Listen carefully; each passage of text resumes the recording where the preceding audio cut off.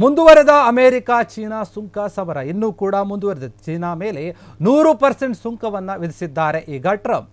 ಈ ಒಂದು ವಿಚಾರದಲ್ಲಿ ಮತ್ತೆ ಕೂಡ ಅಮೆರಿಕ ಮತ್ತು ಚೀನಾ ನಡುವೆ ಸುಂಕ ಸಮರ ಮತ್ತಷ್ಟು ಮುಂದಕ್ಕೆ ಬರೆದಿದೆ, ಮತ್ತೆ ಕೂಡ ಈಗ ಶುರುವಾಗಿದೆ ಅಂತ ಹೇಳಲಾಗ್ತಾ ಇದೆ.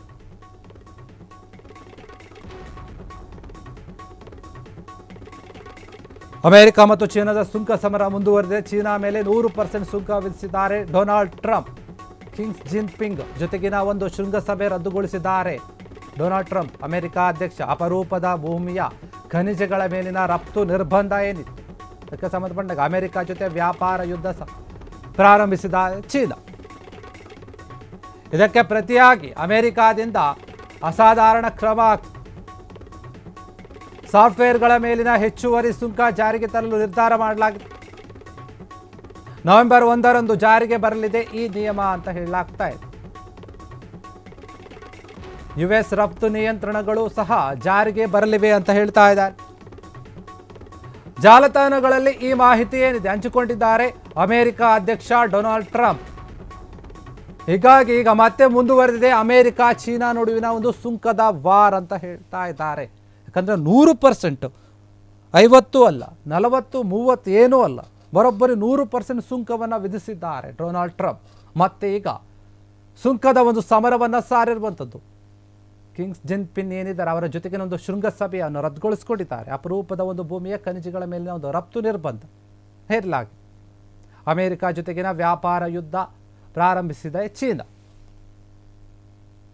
ಇದಕ್ಕೆ ಪ್ರತಿಯಾಗಿ ಅಮೆರಿಕಾದಿಂದ ಅಸಾಧಾರಣ ಕ್ರಮವನ್ನು ತೆಗೆದುಕೊಳ್ಳಲಾಗಿದೆ. 100% ಸುಂಕವನ್ನು ಹೆಚ್ಚಿಸಿದ ಸಾಫ್ಟ್ವೇರ್ಗಳ ಮೇಲಿನ ಹೆಚ್ಚುವರಿ ಸುಂಕ ಜಾರಿಗೆ ತರಲು ಕೂಡ ನಿರ್ಧಾರವನ್ನು ಮಾಡಲಾಗ್ತಾ ಇದೆ. ನವೆಂಬರ್ 1ರಂದು ಜಾರಿಗೆ ಬರಲಿದೆ ಈ ನಿಯಮ ಅಂತ ಹೇಳ್ತಾ ಇದ್ದಾರೆ ಡೊನಾಲ್ಡ್ ಟ್ರಂಪ್. ಯಾಕಂದರೆ ಈ ಹಿಂದೆ ಕೂಡ ಡೊನಾಲ್ಡ್ ಟ್ರಂಪ್ ಅವರು ಚೀನಾ ಮಾತ್ರ ಅಲ್ಲ, ಬೇರೆ ಬೇರೆ ದೇಶಗಳ ಮೇಲೆ ಕೂಡ ಸುಂಕದ ಒಂದು ಪರ್ಸೆಂಟೇಜನ್ನು ಹೆಚ್ಚು ಮಾಡಿದರು. ಅದು ಕೂಡ ಸಾಕಷ್ಟು ಚರ್ಚೆ ಆಗಿತ್ತು. ಕೆಲವೊಂದು ದೇಶಗಳು ವಿರೋಧ ವ್ಯಕ್ತಪಡಿಸಿದ್ರು. ಹೀಗಿರುವಂತಹ ಬೆನ್ನಲ್ಲೇ ಈಗ ಮತ್ತೆ ಚೀನಾದ ಜೊತೆ ಅಮೆರಿಕ ಸುಂಕ ಸಮರವನ್ನು ಸಾರ್ತಾ ಇದೆ. ಅದು ಎಷ್ಟು ಪರ್ಸೆಂಟ್ ಅಂದರೆ 100%.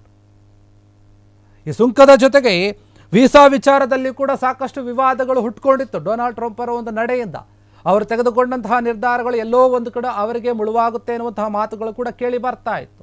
ಯಾಕಂದರೆ ಟ್ರಂಪ್ ಅವರ ಒಂದು ನಿರ್ಧಾರಗಳು ಏನಿದ್ವು ಬೇರೆ ಬೇರೆ ದೇಶಗಳಿಗೆ, ಅವರ ಒಂದು ಸ್ನೇಹವಾದಂತಹ ಒಂದು ದೇಶಗಳಿಗೆ ಏನಿತ್ತು ಅದಕ್ಕೆ ಅನುಕೂಲ ಆಗೋ ರೀತಿಯಲ್ಲಿ ಇರಬೇಕಾಗಿತ್ತು. ಆದರೆ ಹಂಗಾಗಲಿಲ್ಲ. ಅಮೆರಿಕ ಅಧ್ಯಕ್ಷ ಅವರು ಅಮೆರಿಕ ಫಸ್ಟ್ ಎನ್ನುವಂತಹ ಒಂದು ನೀತಿಯನ್ನು ಅನುಸರಿಸ್ತಾ ಇದ್ರು. ಅದರ ಒಂದು ಅನುಗುಣವಾಗಿ ಅವರು ಎಲ್ಲ ಸುಂಕಗಳನ್ನು ಹೆಚ್ಚು ಮಾಡ್ತಾ ಬಂದರು. ಮತ್ತು ವೀಸಾ ವಿಚಾರದಲ್ಲಿಯೂ ಕೂಡ H-1B ವೀಸಾ ಆ ವಿಚಾರದಲ್ಲಿಯೂ ಕೂಡ ಒಂದು ಶುಲ್ಕವನ್ನು ಹೆಚ್ಚು ಮಾಡಿದರು. ಆದ್ದರಿಂದ ಅಮೆರಿಕಾದವರೇ ಜಾಸ್ತಿ ಇರಬೇಕು, ಅಮೆರಿಕಾದವರೇ ಕೆಲಸ ಮಾಡಬೇಕು, ಅಮೆರಿಕ ಕಂಪನಿಗಳಲ್ಲಿ ಅಮೆರಿಕ ಉದ್ಯೋಗಿಗಳೇ ಇರಬೇಕು ಅನ್ನೋ ಒಂದು ನೀತಿಯನ್ನು ಅನುಸರಿಸ್ತಾ ಹೋದರು. ಇದರಿಂದ ಈಗ ನಾನು ಈ ರೀತಿ ಮಾಡೋದ್ರಿಂದ ಅಮೆರಿಕಾದವ್ರಿಗೆ ಜಾಸ್ತಿ ಕೆಲಸ ಸಿಗುತ್ತೆ ಅಂತ ಯೋಚನೆ ಮಾಡ್ತಾರೆ. ಆದರೆ ಅವರಿಗೆ ಗೊತ್ತಿರಲಿಲ್ಲ ಅನಿಸುತ್ತೆ ಈ ರೀತಿಯಾಗಿ ಮಾಡೋದೆಲ್ಲ ಬೇರೆ ದೇಶದಿಂದ ಬರುವಂತಹ ಒಂದು ಕೆಲಸಗಾರರಿಗೆ, ಟೆಕ್ನಿಷಿಯನ್ಗಳಿಗೆ ತೊಂದರೆ ಆಗುತ್ತೆ. ಮತ್ತು ಅವರು ಬರದೇ ಇರೋದ್ರಿಂದ ಅಮೆರಿಕದ ಕಂಪನಿಗಳು ಎಷ್ಟೋ ಕೆಳಕ್ಕೆ ಬರುತ್ತವೆ. ಅಂದರೆ ಅಲ್ಲಿ ಕೆಲಸ ನಡೆಯಲ್ಲ. ಭಾರತೀಯರಾಗಿರ್ಬೋದು, ಬೇರೆ ಬೇರೆ ದೇಶಗಳಿಂದ ಬರುವಂತಹ ಕೆಲಸಗಾರರಾಗಿರ್ಬೋದು, ಬಂದ್ರೇ ಅಲ್ಲಿ ಅಮೆರಿಕ ಒಂದು ಕಂಪನಿಗಳು ಯಾವುದೇ ರೀತಿಯ ತೊಂದರೆ ಇಲ್ಲದೆ ನಡೆಯೋಕ್ಕೆ ಕಾರಣ ಅಂದರೆ ಸಾಧ್ಯ ಆಗುತ್ತೆ.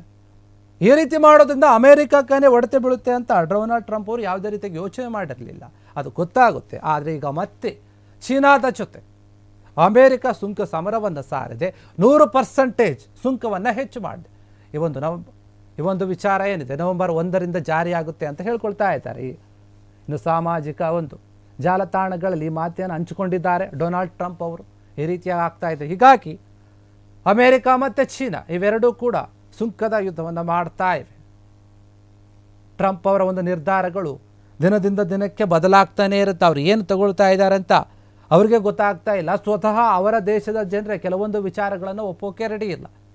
ಅಮೆರಿಕನ್ನ ಜನರೇ ಟ್ರಂಪ್ ಅವರು ತೆಗೆದುಕೊಳ್ಳುವಂತಹ ನಿರ್ಧಾರಗಳು ಸರಿ ಇಲ್ಲ ಅನ್ನೋ ರೀತಿಯಲ್ಲಿ ಅವರೇ ಕೂಡ ಟೀಕೆ ಮಾಡ್ತಾ ಇದ್ರು. ಹೀಗಿದ್ರೂ ಕೂಡ ಅದ್ಯಾವುದಕ್ಕೂ ಕೂಡ ಕಳಿಸಿದಂತಹ ಟ್ರಂಪ್ ಏನಿದ್ದಾರೆ ಅವರು ನಾನು ಮಾಡಿದ್ದೇ ಒಂದು ರೂಲ್ಸು, ನಾನು ಹಿಂಗೇ ಇರ್ತೀನಿ ಅಂತ ಹೇಳಿ ಸುಂಕವನ್ನು ಜಾಸ್ತಿ ಮಾಡ್ತಾನೇ ಇದ್ರು. ಹೀಗಾಗಿ ಈ ಒಂದು ವಿಚಾರದಲ್ಲಿ ಈಗ ಮತ್ತೆ ಚೀನಾದ ಜೊತೆ ತಕರಾರನ್ನು ಇಟ್ಕೊಂಡಿದ್ದಾರೆ ಟ್ರಂಪ್ ಅವರು.